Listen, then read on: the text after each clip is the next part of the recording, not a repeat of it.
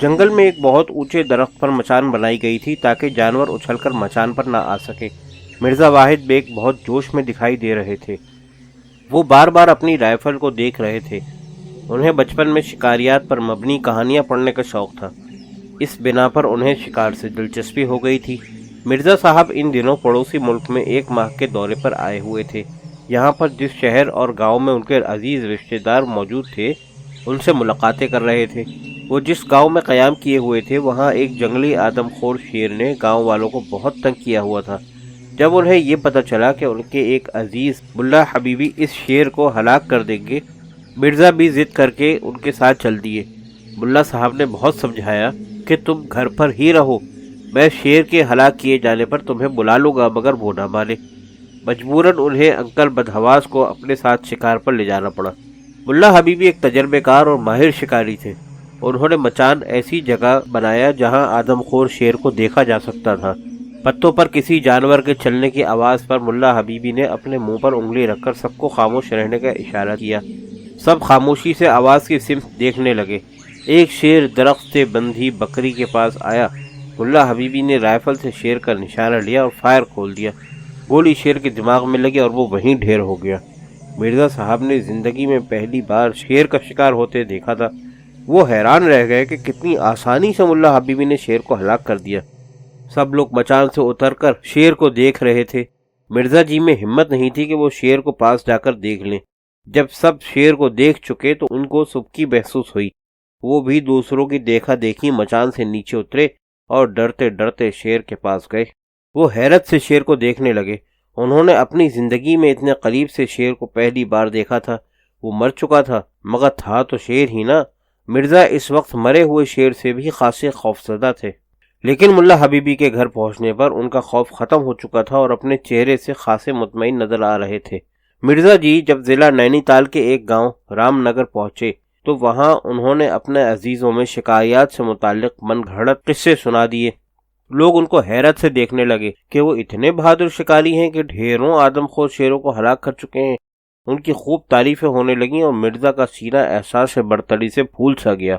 مرزا نے شکاریات کے موضوع پر بہت سی کہانیاں پڑھی تھیں۔ انہیں شکار کا کوئی تجربہ نہیں تھا۔ کہانیوں میں انہوں نے یہی پڑھا تھا کہ شکاری مچان پر بیٹھ گیا اور ایک رات درخت سے جنگلی بھینسا، بکری یا گائے باندھ دی۔ آدم خور شیر جیسے ہی اس بندھے ہوئے جانور کے پاس آیا، شکاری نے رائفل سے فائر کھول دیا۔ شیر کے مر جانے پر وہ ہیرو بن گیا۔ مرزا صاحب ملا حبیبی کے ساتھ شکار پر کیا گئے، خود کو شکاری سمجھ بیٹھے۔ وہ شکار کرنے کے منصوبے بنانے لگے تھے۔ وہ نامور شکاریوں میں اپنا نام شامل کرانا چاہتے تھے۔ مرزا کو اکثر ایسے خواب نظر آنے لگے تھے جس میں وہ خود کو افریقہ کے جنگلات میں پاتے، جہاں وہ خطرناک درندوں کو منٹوں میں ہلاک کر دیتے تھے۔ شکار کرنے پر وہ خوشی سے پھولے نہ سماتے تھے، مگر آنکھ کھلنے پر ان کی خوشی خاک میں مل جاتی۔ وہ خود کو افریقہ کے جنگلات میں مچان کے بجائے گھر کی چارپائی پر پڑا ہوا پاتے تھے۔ وہ اپنے مستقبل سے پر امید تھے کہ زندگی میں انہیں شکار کرنے کا موقع ضرور ملے گا اور لوگ ان کی بہادری پر واہ واہ کریں گے۔ اس گاؤں میں مرزا کے سسرالی رشتہ دار رہتے تھے۔ وہاں کے رشتہ داروں میں بہادری دکھانے کا مطلب تھا کہ ان کی بہادری کے قصے پاکستان بھر میں پہنچ جاتے اور ان کی سسرال میں عزت بن جاتی۔ اس علاقے میں ایک آدم خور شیر نے گاؤں میں خوب دھوم مچا رکھی تھی۔ نہ جانے کتنے لوگوں کو وہ ہلاک کر چکا تھا۔ گاؤں کے لوگوں نے مرزا کے فرضی قصے سن کر انہیں آدم خور شیر کا شکار کرنے پر راضی کر لیا۔ وہ راضی تو پہلے ہی تھے، بس اپنی خوشامد کرانا چاہتے تھے۔ وہ اپنی اس عزت افزائی پر پھولے نہیں سما رہے تھے۔ اس طرح ان کے شکار کرنے کی خواہش پوری ہو جاتی۔ شیر کا شکار کرنا وہ ملا حبیبی سے سیکھ چکے تھے، اس لیے اب انہیں کسی قسم کی پریشانی نہ تھی۔ مرزا نے سب سے پہلے ان مقامات کو دیکھا جہاں وہ آدم خور شیر دیکھا گیا تھا۔ ان مقامات کو اچھی طرح دیکھ لینے پر ایک جگہ منتخب کر کے مچان بنا لی گئی۔ وہاں سے شیر کو آتا آسانی سے دیکھا جا سکتا تھا۔ رات ہونے سے پہلے پہلے ایک بکری کو مچان سے کچھ فاصلے پر باندھ دیا گیا تھا۔ مرزا نے اپنے ساتھ گاؤں کے چند لوگوں کو بھی اپنے پاس بٹھا لیا تھا تاکہ گاؤں کے لوگ اس کے کارنامے کو بڑھ چڑھ کر بیان کریں۔ زیادہ لوگوں کے مچان پر بیٹھنے سے جگہ تنگ ہو گئی تھی، مگر مرزا کو اس کی پرواہ نہیں تھی۔ ان کے ذہن میں یہی بات تھی کہ شیر بکری کو کھانے ضرور آئے گا اور وہ اس پر فائر کھول دیں گے۔ رات خاصی گزر جانے پر درختوں کے پتوں پر چلنے کی آواز آنے لگی۔ اس کا مطلب تھا کہ شیر یا کوئی اور جانور آ رہا ہے۔ آواز آہستہ آہستہ ان کے قریب ہوتی جا رہی تھی اور پھر مچان کے نزدیک آواز محسوس ہوئی اور خاموشی چھا گئی۔ کوئی جانور وہاں دکھائی نہ دے سکا۔ سب حیران تھے کہ آواز آنے کے باوجود جانور کیوں دکھائی نہیں دے رہا۔ کہیں یہاں آسیب کا سایہ نہ ہو، ایک شخص بولا۔ مجھے بھی ایسا لگ رہا ہے، دوسرا بولا۔ کیا یہاں آسیب بھی ہوتا ہے؟ مرزا نے خوفزدہ ہوتے ہوئے پوچھا۔ ارے صاحب، جنگلوں میں آسیب نہیں ہوگا تو کیا انسان ہوں گے؟ تیسرا آدمی بولا۔ جنگل میں ایسے خطرناک آسیب ہوتے ہیں کہ انسانوں کو کہیں سے اٹھا کر کہیں پھینک دیتے ہیں۔ پہلے آدمی نے سنسنی پھیلائی۔ کیا یہ ممکن ہے کہ اس مچان کے ارد گرد بھی آسیب ہو؟ مرزا نے پوچھا۔ بالکل یہاں آسیب ہے، دیکھا نہیں؟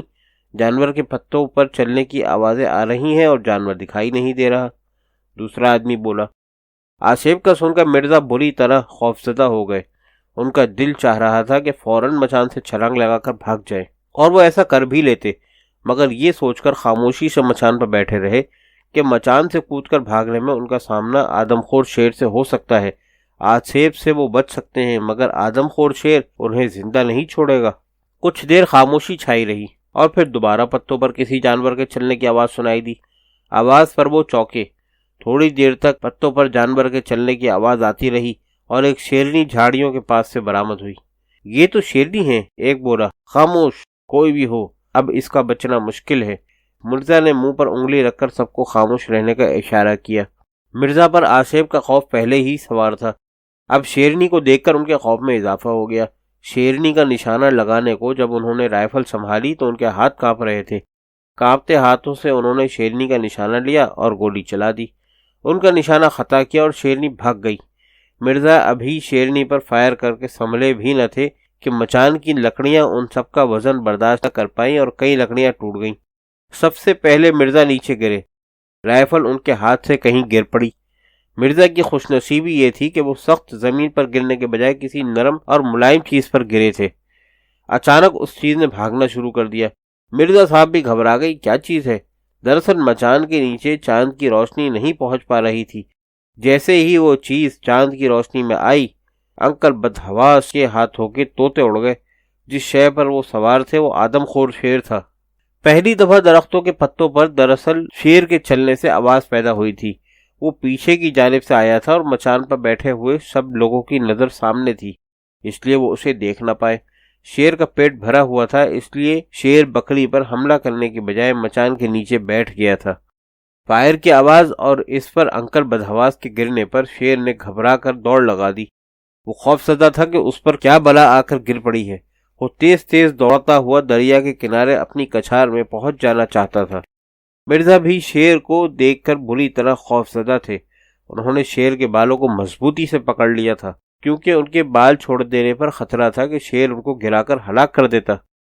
موت کے تصور سے وہ گھبرا گئے اور اس دن کو کوس رہے تھے کہ جب انہوں نے شکاری بننے کا سوچا تھا۔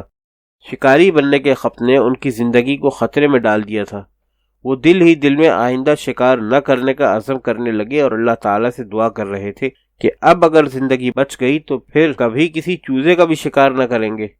اب سامنے دریا نظر آنے لگا تھا۔ اچانک چاروں طرف سے گاؤں کے لوگ ڈنڈے لے کر نکل آئے۔ یہ گاؤں کے وہ لوگ تھے جو جنگل میں چھپے ہوئے تھے۔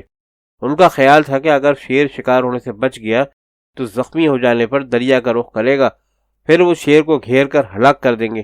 ان لوگوں نے جو مرزا کو شیر پر سوار دیکھا تو وہ حیران رہ گئے کہ وہ اتنے بہادر ہیں جو شیر کو زندہ قابو میں کرنا چاہتے ہیں۔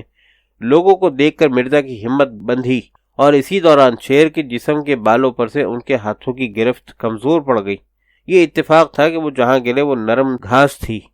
شیر نے خود ان لوگوں کے گھیرے سے نکلنے کی بہت کوشش کی، مگر اسے کامیابی نہ ہو سکی۔ گاؤں کے لوگ سخت غصے میں تھے۔